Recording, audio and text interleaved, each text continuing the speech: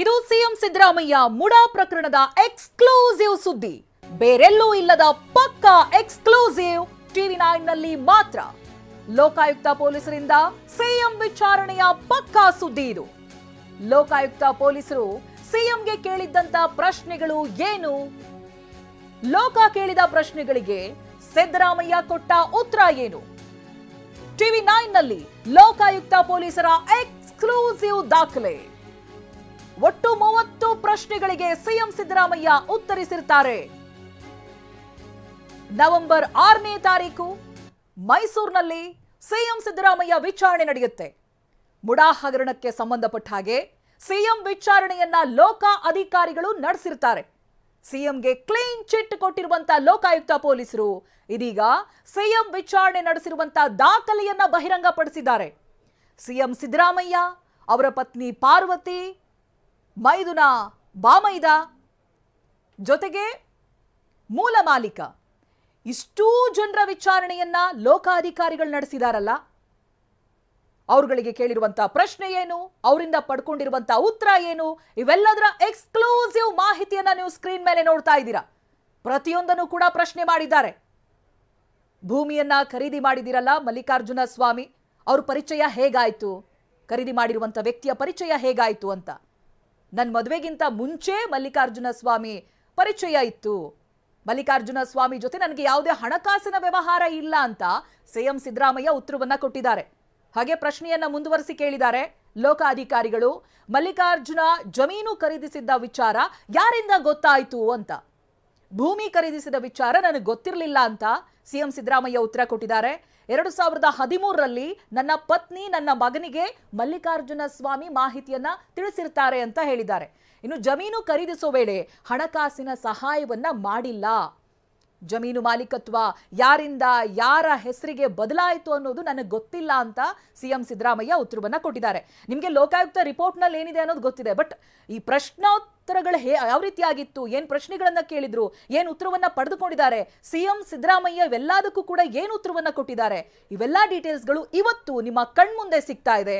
ಜಮೀನಿನ ಮೂಲ ಮಾಲೀಕ ದೇವರಾಜು ಪರಿಚಯ ಇದೆಯಾ ಅಂತಾನು ಪ್ರಶ್ನೆ ಮಾಡಿದ್ದಾರೆ. ಮುಡಾದ ಭೂಸ್ವಾಧೀನ ಕೈಬಿಡೋ ವೇಳೆ ನಿಮ್ಮನ್ನ ಸಂಪರ್ಕಿಸಿದ್ರಾ? ಹೀಗೆ ಸಾಲು ಸಾಲು ಪ್ರಶ್ನೆಗಳನ್ನ ಲೋಕ ಅಧಿಕಾರಿಗಳು ಕೇಳಿದ್ದಾರೆ. ನೋಡಿ, ಒಂದೊಂದೇ ಪ್ರಶ್ನೆಗಳು ಇದೀಗ ನಿಮ್ಮ ಸ್ಕ್ರೀನ್ ನಲ್ಲಿ ಕಾಣಬಹುದು. ಮಲ್ಲಿಕಾರ್ಜುನ ಜೊತೆ ನನಗೆ ಯಾವುದೇ ಹಣಕಾಸಿನ ವ್ಯವಹಾರ ಇರಲಿಲ್ಲ, ಮಲ್ಲಿಕಾರ್ಜುನ ಸ್ವಾಮಿ ಪರಿಚಯ ನಿಮಗೆ ಹೇಗೆ ಅಂತ ಲೋಕಾಯುಕ್ತ ಅಧಿಕಾರಿಗಳು ಮೂಲ ಪ್ರಶ್ನೆಗಳಿಂದಲೇ ಆರಂಭ ಮಾಡಿದ್ದಾರೆ. ಒಟ್ಟು 4 ಹೆಸರು ಕೇಳಿ ಬಂದಿತ್ತಲ್ಲ.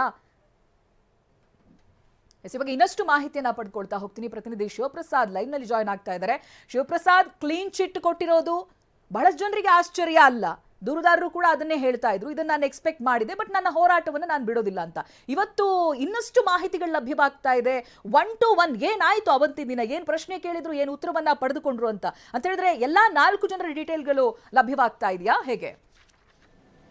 ಚೈತ್ರ, ಕ್ಲೀನ್ ಇಮೇಜ್ ಅನ್ನು ಹೊಂದಿದಂತಹ ಸಿದ್ದರಾಮಯ್ಯನವರಿಗೆ ಕಪ್ಪು ಚುಕ್ಕೆಯಾಗಿ ಕಾಡಿದಂತಹ ಪ್ರಕರಣ ಅಂತ ಹೇಳಿದ್ರೆ ಬೂಡಾ ಪ್ರಕರಣ ಅಂತ ಹೇಳ್ಬೋದು. ಬೂಡಾ ಪ್ರಕರಣದಲ್ಲಿ ಸಿದ್ದರಾಮಯ್ಯನವರಿಗೆ ಸಂಬಂಧಪಟ್ಟಂತೆ A1 ಆರೋಪಿಯಾಗಿದ್ರು. ಈ ಪ್ರಕರಣಕ್ಕೆ ಸಂಬಂಧಪಟ್ಟಂತೆ ಅವರ ಸ್ವಚ್ಛ ಹೇಳಿಕೆಯನ್ನು ಕೂಡ ಲೋಕಾಯುಕ್ತ ಪೊಲೀಸರು ದಾಖಲು ಮಾಡಿಕೊಂಡಿರ್ತಕ್ಕಂಥದ್ದು. ಟಿವಿ9ಗೆ ಲಭ್ಯ ಆಗಿರ್ತಕ್ಕಂಥ ಎಕ್ಸ್ಕ್ಲೂಸಿವ್ ಆ ಒಂದು ಸ್ವಚ್ಛ ಹೇಳಿಕೆಯನ್ನು ಗಮನಿಸಬಹುದಾಗಿದೆ. ಪ್ರಮುಖವಾಗಿ ಈ ಒಂದು ಸ್ವಚ್ಛ ಹೇಳಿಕೆಯಲ್ಲಿ ಪ್ರಮುಖವಾಗಿರ್ತಕ್ಕಂಥ ವಿಚಾರಗಳಿದ್ರೆ ಪ್ರಮುಖವಾಗಿ 30 ಪ್ರಶ್ನೆಗಳನ್ನು ಸಾಮಾನ್ಯವಾಗಿ ಎಲ್ಲ ಆರೋಪಿಗಳಿಗೂ ಕೂಡ ಕೇಳ್ತಕ್ಕಂಥ ರೀತಿಯಲ್ಲಿ ಲೋಕಾಯುಕ್ತ ತನಿಖಾಧಿಕಾರಿ ಅವರನ್ನು ಪ್ರಶ್ನೆ ಮಾಡ್ತಕ್ಕಂಥ ಸಂದರ್ಭದಲ್ಲಿ ಅವರು ನೀಡಿರ್ತಕ್ಕಂಥ ಸ್ವಚ್ಛ ಹೇಳಿಕೆ ಲಭ್ಯ ಆಗಿರ್ತಕ್ಕಂಥದ್ದು. ಸದರಿ ಜಮೀನಿಗೆ ಸಂಬಂಧಪಟ್ಟಂತೆ ಮಾರಾಟ ಮಾಡುವಂಥ ಸಂದರ್ಭದಲ್ಲಿ ಮಲ್ಲಿಕಾರ್ಜುನ ಸ್ವಾಮಿ ಆ ಜಮೀನಿನ ಸ್ಥಳಕ್ಕೆ ಭೇಟಿ ನೀಡಿದಂಥದ್ದಾಗಿರ್ಬೋದು, ಅಥವಾ ಆ ನಂತರದಲ್ಲಿ ನಡೆದಂಥ ಆ ಜಮೀನಿಗೆ ಸಂಬಂಧಪಟ್ಟ ಟ್ರಾನ್ಸಾಕ್ಷನ್ಗಳೇನಿದ್ದಾವೆ ಎಲ್ಲದರ ಕುರಿತಾಗಿ ಸವಿವರವಾಗಿರ್ತಕ್ಕಂಥ ಉತ್ತರವನ್ನು ಕೂಡ ಸಿದ್ದರಾಮಯ್ಯನವರು ನೀಡಿರ್ತಕ್ಕಂಥದ್ದು. ಇಡೀ ಲೋಕಾಯುಕ್ತ ಕೇಳಿರ್ತಕ್ಕಂಥ ಪ್ರಶ್ನೆಗಳಿಗೆ ಸಂಬಂಧಪಟ್ಟಂತೆ ಗಂಭೀರವಾಗಿರ್ತಕ್ಕಂಥ ಆರೋಪಗಳೇನಿತ್ತು, ಆರೋಪಗಳೆಲ್ಲವೂ ಕೂಡ ಸಮರ್ಪಕವಾಗಿ ಲೋಕಾಯುಕ್ತ ಪೊಲೀಸರ ಪ್ರಶ್ನೆಗಳಿಗೆ ಸಿದ್ದರಾಮಯ್ಯನವರು ಕೂಡ ಉತ್ತರವನ್ನು ನೀಡಿರ್ತಕ್ಕಂಥದ್ದು. ಸುದೀರ್ಘವಾಗಿ 30 ಪ್ರಶ್ನೆಗಳಿಗೂ ಕೂಡ ಸಿದ್ದರಾಮಯ್ಯನವರು ನೀಡಿರ್ತಕ್ಕಂಥ ಉತ್ತರವನ್ನು ಲೋಕಾಯುಕ್ತ ಪೊಲೀಸರು ಏನು ನೀಡಿದ್ದಾರೆ, ವರದಿಯನ್ನು ನೀಡಿದ್ದಾರೆ. ಆ ವರದಿಯ ಹೇಳಿಕೆಯಲ್ಲಿ ದಾಖಲೆ ಮಾಡಿಕೊಂಡಿರ್ತಕ್ಕಂಥದ್ದು 1200 ಪುಟಗಳ ಒಂದು ಅಂತಿಮ ವರದಿಯನ್ನು ನ್ಯಾಯಾಲಯಕ್ಕೆ ಸಲ್ಲಿಸಲಾಗಿರ್ತಕ್ಕಂಥದ್ದು. ಇದರಲ್ಲಿ ಪ್ರಮುಖವಾಗಿರ್ತಕ್ಕಂಥದ್ದು ಈ 4 ಆರೋಪಿಗಳೇನಿದ್ರು, A1 ಆರೋಪಿಯಾಗಿರ್ತಕ್ಕಂಥ ಸಿದ್ದರಾಮಯ್ಯನವರಾಗಿರ್ಬೋದು, ಸಿದ್ದರಾಮಯ್ಯನವರ ಪತ್ನಿ A2 ಆರೋಪಿಯಾಗಿರ್ತಕ್ಕಂಥ ಪಾರ್ವತಿ ಆಗಿರ್ಬೋದು, ತದನಂತರದಲ್ಲಿ A3 ಆರೋಪಿಯಾಗಿರ್ತಕ್ಕಂಥ ಮಲ್ಲಿಕಾರ್ಜುನ ಸ್ವಾಮಿ, ಸಿದ್ದರಾಮಯ್ಯನವರ ಬಾಮೈದನಾಗಿರ್ತಕ್ಕಂಥ ಮಲ್ಲಿಕಾರ್ಜುನ ಸ್ವಾಮಿ, A4 ಆರೋಪಿಯಾಗಿರ್ತಕ್ಕಂಥ ಜಮೀನಿನ ಮೂಲ ಮಾಲೀಕನಾಗಿರ್ತಕ್ಕಂಥ ದೇವರಾಜ್ ಏನಿದ್ದಾರೆ ಇವರೆಲ್ಲರ ಹೇಳಿಕೆಗಳನ್ನು ಕೂಡ ದಾಖಲು ಮಾಡಿಕೊಂಡಿದ್ದಾರೆ. ಅಷ್ಟೇ ಅಲ್ಲದೆ ಅಧಿಕಾರಿಗಳ ಹೇಳಿಕೆಗಳನ್ನು ಕೂಡ ದಾಖಲು ಮಾಡಿಕೊಂಡಿರ್ತಕ್ಕಂಥದ್ದು. ಪ್ರಮುಖವಾಗಿ ಈ ಒಂದು ಪ್ರಕರಣಕ್ಕೆ ಸಂಬಂಧಪಟ್ಟಂತೆ ಈ 4 ಮೇಲೆ ಆರೋಪ ಏನಿತ್ತು, ಈ ಆರೋಪಗಳಿಗೆ ಸಂಬಂಧಪಟ್ಟಂತೆ ಸಮರ್ಪಕವಾಗಿರ್ತಕ್ಕಂಥ ಸಾಕ್ಷ್ಯಾಧಾರಗಳು ಲಭ್ಯವಾಗಿಲ್ಲ ಅಂತ ಹೇಳಿ ಲೋಕಾಯುಕ್ತ ಪೊಲೀಸರು ಹಾಂ ಸರ್,